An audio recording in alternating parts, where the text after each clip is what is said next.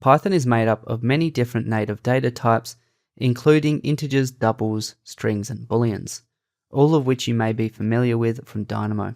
In Python, let's have a look at two number types that are commonly used, the integer and the double. Once we understand how the two different number types work, we'll look at the different arithmetic operators that we can use with both. Let's start by placing a new Python script node. An integer is a whole number which can be either positive or negative. For example, let's create a variable named int and we'll assign this 1. We now have an integer. We can also use negative numbers. For example, let's create a variable named negint and we'll assign to that -1. Both of these are integers. A double, on the other hand, can be thought of as a decimal point number, or what's known as a floating point number. For example, let's create a variable named double and assign to this 1.0. We now have a double stored under the double variable. When using integers and doubles, it's important to know the limitations of both. Integers are whole numbers and therefore exact in what they represent. There's no mistake that a whole number is as it appears. Doubles, on the other hand, may appear exact, but in fact can be an approximation. This is because the computer has limited space to hold some numbers in their exact form.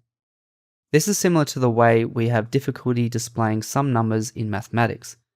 For example, 1 divided by 3 equals 0.3 recurring, which will never quite be an exact number. This can occur with doubles in that the exact number cannot be stored, and therefore we get a rounded result. For example, take the double 0.1 in Python.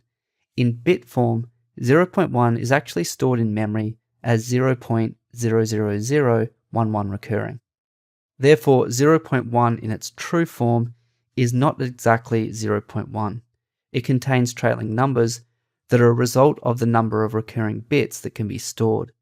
What we see in Dynamo is a rounded result of this number. While not usually a problem, it's something to keep in mind when working with doubles, and there are ways to manage this which I'll demonstrate shortly. In Python, let's have a look at some arithmetic operators. Basic arithmetic operators include addition, division, multiplication, subtraction, power, and modulus.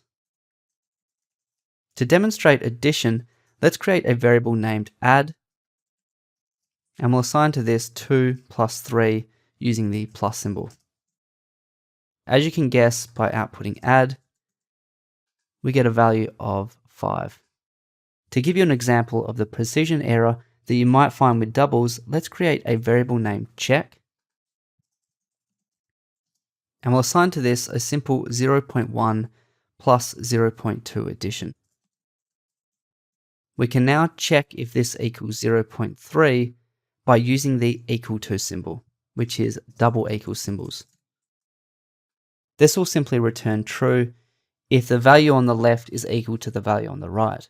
We'll learn more about this symbol in the coming videos. To check the output, let's output check and hit run. This is evaluating to false, which means that 0.1 plus 0.2 is not equaling 0.3. This is because 0.2 is adding 0.1 in its true form, so it's not exactly 0.3. One way to deal with this is by rounding the number before we use it. We can use the built-in function known as round. So let's wrap the addition with the round function, which takes the number to round and then the number of decimals to round to. Let's use 1. So round, and add in a comma after 0.1 plus 0.2, add 1. Now when we hit run, we get true. This is because the trailing numbers are being rounded to 0.3. Don't worry about the equal sign or functions for now. This is simply something to keep in mind when working with doubles. Let's move on with the arithmetic.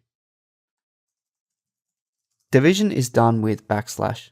So let's try a simple division by creating a variable named division and assigning to it 5 divided by 2. Then output division. You can see that we get 2. This is because when dividing integers, the result is always rounded. as an integer will always return an integer. If we include a double in this equation, the division becomes more precise. For example, let's divide 5 by 2.0. Great, so now you can see we get 2.5.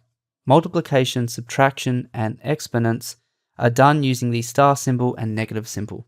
For example, let's output 3 of these operations at once.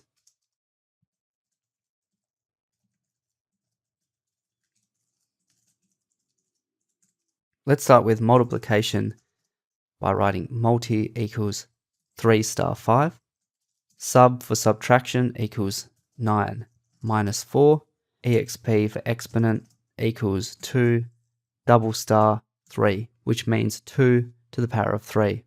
Then let's output all of these at once. Great, so we get all the different numbers as expected. The modulus operation is done using the percent symbol.